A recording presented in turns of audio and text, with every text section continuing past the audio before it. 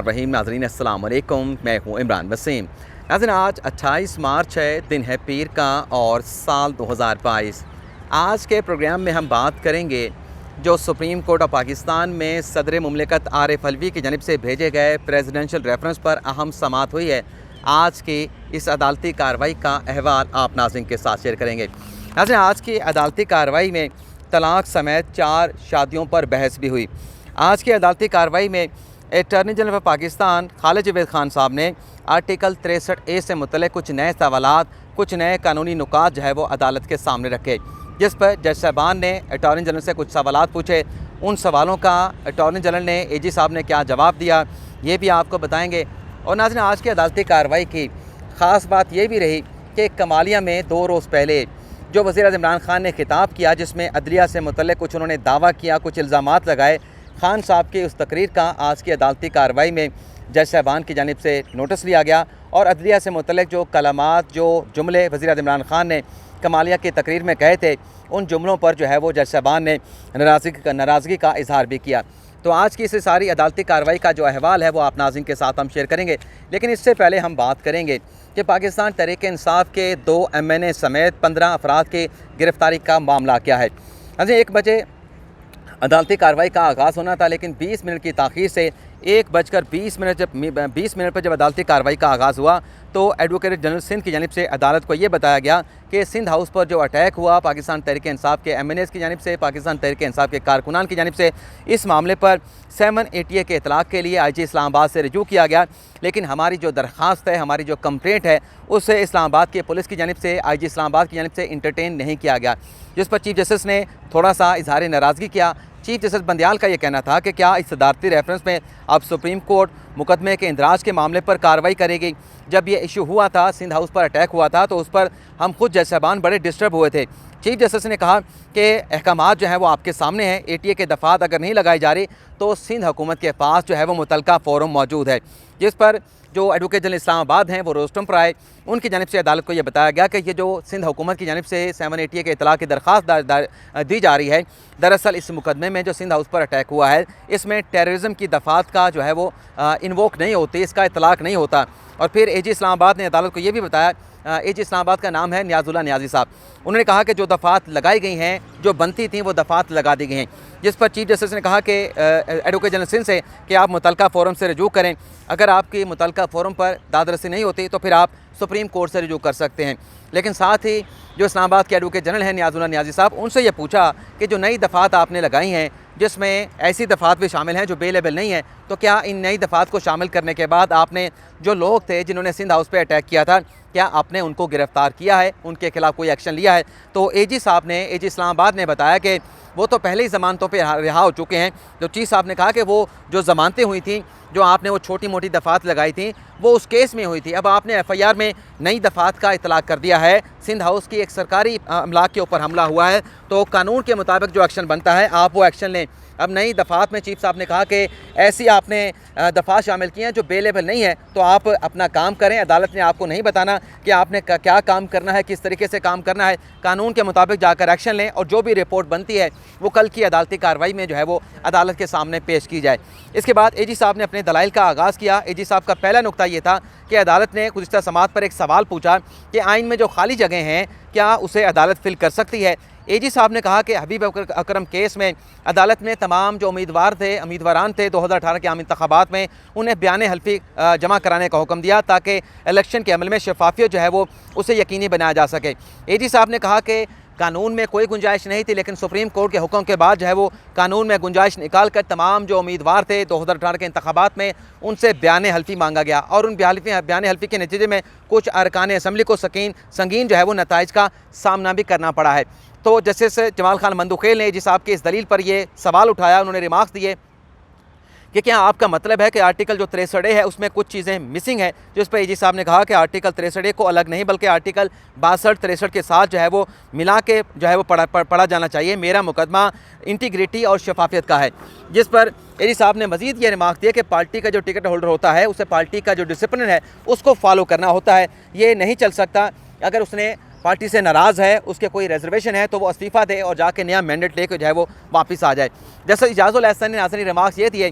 वैसे आपको ये बता दूं कि आज मैंने कोशिश की है कि जो नई बातें हैं, नए सवालात हैं, नए आर्गूमेंट्स हैं, वो आप नाज़रीन के सामने जो है वो शेयर किए जाएँ। जस्टिस इजाज़ुल एहसन साहब ने ये रिमार्क्स दिए कि आर्टिकल 63 में डी सीट होने की बात की गई है। जस्टिस साहब ने कहा, लेकिन अगर मुतलका फोरम पर रिश्वत लेना, हाउस ट्रेडिंग करना, पैसे के एवज अपने ज़मीर का सौदा करना, वफादारियों का सौदा करना, अगर ये साबित हो जाता है तो फिर इसके संगीन नताइज भी हो सकते हैं। जैसे आपने कहा कि आर्टिकल, इस सूरत में आर्टिकल 62 1F जो है उसका इतलाक़ भी हो सकता है। फिर एजी साहब ने कहा कि पार्टी पॉलिसी से इनराब जो है वो दरअसल कानूनी बेईमानी है, इस पर भी आर्टिकल 62 1F का इतलाक़ होता है। और फिर एजी साहब ने यह भी दलाइल दिए कि टिकट होल्डर जो उम्मीदवार होता है पार्टी और वोटर्स के साथ वो कमिटमेंट करता है, जिस पर जस्टिस जमाल खान मंदूखेल ने कहा कि जो भी उम्मीदवार होता है जो इलेक्शन लड़ता है उसका पहला जो रिलेशन होता है, जो ट्रस्ट होता है, वो अपने हल्के के अवाम होते हैं। एडी साहब ने कहा कि वोटर तो अपना वोट डाल के वापस नहीं ले सकता, सबसे पहली जो ख़यानत होती है वो अवाम के वोट के साथ ही जो रुकन मुनर्रफ होता है वो अपने अवाम के वोट के साथ ही करता है। जिस पर जस्टिस जमाल खान मंदूखेल ने कहा कि अगर वो इस्तीफ़ा दे दें तो फिर या क्या ये पेनल्टी काफ़ी होगी। जिस पर एजी साहब ने कहा कि ये पेनल्टी ठीक है, अगर वो रिज़ाइन कर जाते हैं तो वो अपनी सीट से डी सीट हो जाएंगे। तो जस्टिस जमाल खान मंदूखेल ने कहा कि क्या, बल्कि ये भी कहा जी साहब ने कि जो नाराज़ अरकान है जो अपनी नाराज़गी का इजहार करें वो तो इस्तीफ़ा दे ही नहीं रहे। तो जैसे जमाल खान मंदूखेल ने कहा कि ये रेफरेंस जो है जो नाराज़ अरकान है उनका रास्ता रोकने के लिए लाया गया है, हमारे पास एक सदारती रेफरेंस है। जैसे जमाल खान मंदूखेल ने कहा कि किसी सियासी बंदे का अदालत में जिक्र ना करें, अपने दलाइल को सिर्फ सदारती रेफरेंस तक जो है वो महदूद रखें। अगर वो इस्तीफ़ा दे दें तो वो सीट से वेकेंट हो जाएंगे, यानी जो मुनर्रफ है अगर वो इस्तीफ़ा दे दें तो उनकी सीट वेकेंट हो जाएगी। चीफ साहब ने कहा, एजी साहब से आप हमसे ये मांग रहे हैं कि नाअहली की मुद्दत क्या होगी। अदालत ने अपनी अप्रोच को जो है वो बड़ा इम्फिसाइज़ किया है आर्टिकल 62 1F के हवाले से, और अब तो 18वीं तरमीम में यह वाज़ेह कर दिया गया है कि आर्टिकल 62 1F का जो भी डिक्लेरेशन होगा वो कोर्ट ऑफ लॉ की जानिब से वो दिया जाएगा। चीफ साहब ने कहा कि मैं बड़ा सादा बंदा हूँ, सादगी वाली बात करता हूँ। आर्टिकल 63 जो है वो डिसक्वालिफिकेशन की बात करता है, और आर्टिकल जो 63 है उसका भी गालिबन ताल्लुक जो है वो आर्टिकल 63 के साथ ही बनेगा। जैसे मुनीब अख्तर ने कहा कि आर्टिकल 62 जो है वो उम्मीदवारों की क्वालिफिकेशन से मुतल्लिक है, और जो आर्टिकल 63 है वो डिसक्वालिफिकेशन से मुतल्लिक है। यानी जैसे मुनीब अख्तर ये कह रहे थे आर्टिकल 62 जो है वो प्री इलेक्शन से मुतल्लिक है, अरकान की जो उम्मीदवार हैं उनकी क्वालिफिकेशन से मुतल्लिक है। तो किस तरीके से जो कानून पहले लगना है उसका इतलाक़ जो है इलेक्शन लड़ने के बाद, कामयाबी के बाद, उस आर्टिकल 62 का इतलाक़ किस तरीके से किया जा सकता है। जैसे जमाल खान मंदूखेल ने कहा कि पार्टी सरबराह डिक्लेरेशन देता है और फिर मामला इलेक्शन कमीशन को रेफर हो जाता है। इस पर अदालत मजीद क्या कर सकती है, सारा तरीक़ाकार तो आर्टिकल 63A में मौजूद है। हो सकता है कि लोगों का ज़मीर वाकई जाग गया हो। जैसे इजाज़ुल एहसन ने कहा कि 4 इश्यूज़ ऐसे हैं जिस पर पार्टी पॉलिसी की जो डायरेक्शन है उससे खिलाफ वर्जी नहीं की जाती, अगर खिलाफ वर्जी करेगा तो डिस्क्वालिफिकेशन हो जाएगी। जैसे इजाज़ुल एहसन ने कहा कि असल सवाल नाअहली के मियाद का है और वोट के शुमार होने का है। चीफ जस्टिस ने कहा कि कोशिश करें कि आप अपने दलाइल मुकम्मल करें, और फिर जज साहब ने यह भी कहा कि ये एक ऐसा नुक्ता है जिस पर अटॉर्नी जनरल साहब आपको, जो लोग मौजूद हैं, जज साहबान मौजूद हैं, वो आपको सुनना चाहते हैं। जैसे जमाल खान मंदूखेल ने भी एक सवाल पूछा, वो सवाल मैं नोट नहीं कर सका, लेकिन जैसे मज़हर आलम मियां खेल ने जब एजी साहब से पूछा गया कि क्या आप अपने दलाइल आज मुकम्मल कर लेंगे, तो एजी साहब ने कहा कि आज या कल मैं अपने दलाइल मुकम्मल कर लूँगा, अभी तो दलाइल मुकम्मल नहीं हो सकते, मैंने बहुत सारे कानूनी सवालात अदालत के सामने रखने हैं, आर्गूमेंट्स देने हैं, दलाइल देने हैं। तो जैसे मज़हर आलम मियां खेल ने कहा कि क्या फिर ये मुकदमा जो आप अदालत के सामने रेफरेंस की सूरत में लेके आए हैं, इसका ताल्लुक जो है वो पार्लियामेंट की कार्रवाई के साथ है या इसका ताल्लुक जो है वो फ्यूचर के साथ है। तो एजी साहब ने कहा कि इस मामले का ताल्लुक फ्यूचर के साथ भी है, जो अदम एतमाद की तहरीक आई है उसके साथ भी ताल्लुक है। जैसे मज़हर आलम मियां खेल ने कहा कि हमारे जो सवालात होते हैं उसको किस तरह से जो है वो बाहर लिया जाता है, पार्लियामेंट के लोगों की जानिब से लिया जाता है, मुंतखब नुमाइंदों की जानिब से लिया जाता है। और फिर उन्होंने वज़ीर इमरान खान की कमालिया की तकरीर का जिक्र किया। जैसे मज़हर आलम मियां खेल ने कहा कि वज़ीर आज़म ने कमालिया की तकरीर में कहा कि जजेस को जो है वो साथ जो है मिला लिया गया है, जिस पर अटॉर्नी जनरल ये वजाहत पेश की कि अखबार में जो हेडिंग लगी है उसमें कोई गलती हो सकती है। तो जस्टिस मज़हर आलम मियां खेल ने कहा कि ये न्यूज़ आइटम तमाम टेलीविज़न चैनल पे चलता रहा, आप अखबारात की बात ना करें। एजी साहब ने कहा कि जैसे इजाज़ुल एहसन ने पिछली समात पर यह कहा था कि यह भी हो सकता है कि सदारती रेफरेंस को वापस भिजवा दिया जाए, तो उसको भी एक हुक्म की सूरत में जो है वो मीडिया की जानिब से पोर्ट्रेट किया गया। तो ये हो सकता है कि मीडिया की जानिब से उस चीज़ को जिस तरह से हाईलाइट किया गया उसका जो एक इफेक्ट है, जो मैसेज है, वो गालिबन जो है उसका मैसेज उस तरीके से नहीं गया। लेकिन जैसे मज़हर आलम मियां खेल ने कहा कि यह तमाम खबर जो है वो चैनल पर चलती रही। चीफ साहब ने भी कहा कि मीडिया हमें इन्फ्लुएंस नहीं कर सकता। फिर चीफ साहब ने ये भी कहा कि मामला सियासी जमातें और लीडरान के से मुतल्लिक है, ज़ेर इल्तवा मुकदमा जो है हर उस पर बात कर दी जाती है, सवालात के ज़रिए तो हम सिर्फ केस को समझने की जो है वो कोशिश करते हैं। जैसे जमाल खान मंदुखेल ने कहा कि क्या वज़ीर आज़म को अदलिया पर एतमाद नहीं, ये एक आला तरीन आइन के तहत बना हुआ इदारा है। वज़ीर आज़म जो है वो मुल्क के वज़ीर आज़म है और ये मुल्क का आला तरीन इदारा यानी सुप्रीम कोर्ट ऑफ पाकिस्तान है, ये जस्टिस जमाल खान मंदुखेल कह रहे हैं। उन्होंने कहा कि क्या इस इदारे पर वज़ीर आज़म को एतमाद नहीं, क्या वज़ीर आज़म खुद को गैर जिम्मेदाराना बयान देने से नहीं रोक सकते? वज़ीर आज़म को अगर एतबार नहीं होगा तो फिर उनके मेम्बरान को सुप्रीम कोर्ट पर कैसे एतमाद होगा? जैसे मज़हर आलम मियां खेल ने कहा कि नाहली का फैसला या नाहली की मुद्दत जो है इसका तयन जो है किस बुनियाद पर करेंगे। चीफ साहब ने फिर वही बात कही कि यही वो नुकता है जिस पर अटॉर्नी जनरल साहब आपको हम सब सुनना चाहते हैं।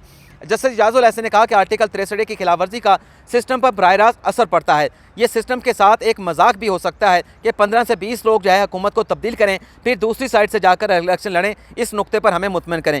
जैसे जमाल खान मंदुखेल ने कहा कि जो डिफेक्शन करता है वो दूसरे के लिए फ़ायदेमंद भी हो सकता है। सिस्टम के लिए डिफेक्शन करना ख़तरा कैसे हो गया? आर्टिकल 95 का तो फिर मकसद ही फौत हो जाएगा। अटॉर्नी जनरल हुकूमत तब्दील होती अटॉर्नी जनरल ने कहा कि हुकूमत इससे फिर तब्दील होती रहेगी, किसी हुकूमत को जो है वो इस्तेहकाम नहीं मिलेगा। चीफ साहब ने कहा कि आर्टिकल 95 का मतलब है कि जो अक्सरियत को इंजॉय कर रहे हैं, अक्सरियत दस्तयाब नहीं तो फिर इस सूरत में जो चीफ साहब ने एक और नुक्ता उठाया, उनका ये कहना था कि अक्सरियत दस्तयाब है तब तक आप जो है हुकूमत को इंजॉय कर सकते हैं। आर्टिकल 95 जो है वो जॉइंट हुकूमत की बात करता है। जैसे इजाज़ुल हसन ने कहा कि पार्लिमानी पार्टी अपने लीडर के खिलाफ अदम एतमाद कर सकती है। पार्टी अगर करे तो किसी के खिलाफ, पार्टी अगर अपने लीडर के खिलाफ अदम एतमाद करे तो किसी के खिलाफ कार्रवाई नहीं हो सकती। पार्लिमानी पार्टी तब्दील करने का फैसला करे तो लीडर जो है बादशाह नहीं बनेंगे, ये जस्टिस इजाज़ुल हसन की जानिब से कहा गया। जस्टिस मुनीब अख्तर का यह कहना था कि असल मामला सियासी निज़ाम के इस्तेहकाम का है। यानी उन्होंने एक मिसाल भी पेश की, अगर मैं मिसाल पेश करूँगा तो मामला फिर आज वीडियो का लंबा हो जाएगा। जैसे जमाल खान मंदुखेल ने कहा कि बलूचिस्तान में नई हुकूमत जो है अपोजिशन की मदद से आई, जब तक अपोजिशन है काम जब तक ऐवान खुश है काम चलता रहता है। चीफ साहब ने कहा कि आर्टिकल 63 में अगर अदम एतमाद की तहरीक कामयाब हो जाती है तो जो पार्टी डायरेक्शन की खिलाफ वर्जी करते हैं वो भी फारिग हो जाते हैं, वज़ीर आज़म भी घर चला जाता है और फिर नया वज़ीर आज़म आता है।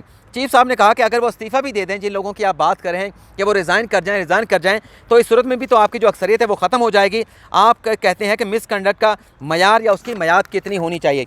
चीफ साहब ने कहा कि जमहूरियत एक अच्छा निज़ाम है लेकिन इसमें बात चीज़ें पेचीदा भी हैं।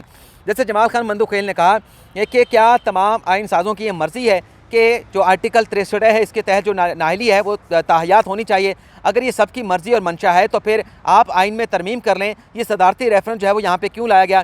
चीफ साहब ने कहा कि तशरीह के लिए यहाँ पे ये मामला लाया गया है कि आइन की जो तशरीह है वो सुप्रीम कोर्ट कर सकती है। जैसे जमाल खान मंदुखेल ने कहा क्या रेफरेंस, बल्कि ये भी पूछा अपना कहा गया जी की जानिब से कि रेफरेंस लाने से पहले कोई रेफरेंडम नहीं कराया गया कि जो आइन साज हैं वो इस बात में मुतमिन है कि जो डिस्क्वालिफिकेशन है वो ताहयात होगी। फिर जैसे जमाल खान मंदुखेल ने कहा और चीफ साहब ने कहा कि रमज़ान आ रहा है, अपने दलाइल जल्द मुकम्मल कर लें, तो अटॉर्नी जनरल साहब ने कहा कि मैं तो अभी अपने दलाइल जो है वो जारी रखूँगा।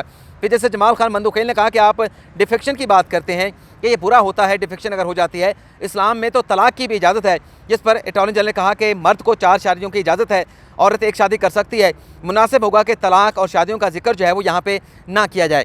जैसे इजाज़ुल हसन ने कहा कि जमहूरियत एक नदी है जो जिसे जो है बेवफाइयाँ आलूदा कर सकती हैं।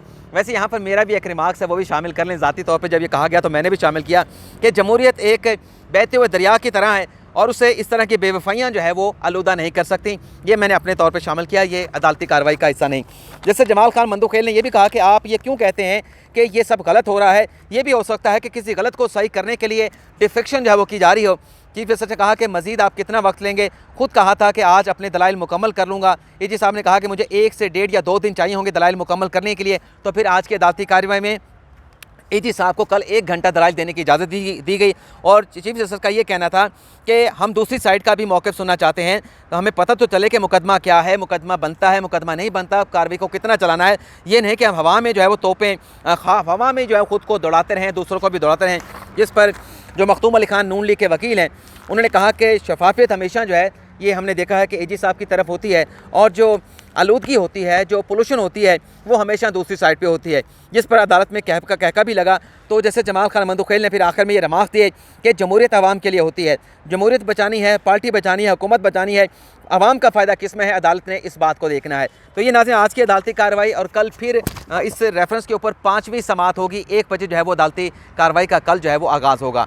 आपसे इजाज़त चाहते हैं। अल्लाह ताला आपका हामी नासर और दुआ में याद रखिएगा। अल्लाह हाफ़िज़।